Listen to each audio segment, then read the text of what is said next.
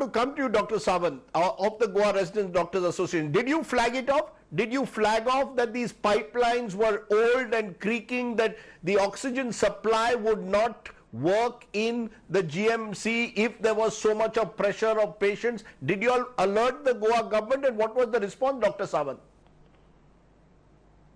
So we have had this pandemic mid-March, and the cases have been sprawling. If you go to look today, our positive cases are around 1,600 to 2,000, with the deaths around 58.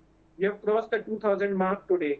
So around a month into the pandemic, our oxygen demands increased rapidly. The peak was, we never knew what was the peak. There was no signs of it plateauing.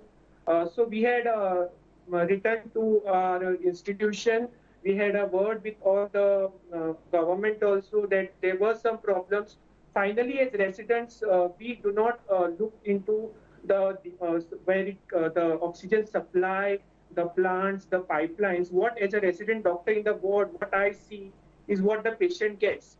Finally, of all this, what a resident doctor or any doctor for that matter here wants is his patient to get his treatment and the oxygen to be delivered to him, whatever he requires. So we started noticing a few problems. There were the residents noted some lapses in central pressures, and there was some delay in getting the cylinders. There were a lot of bottlenecks.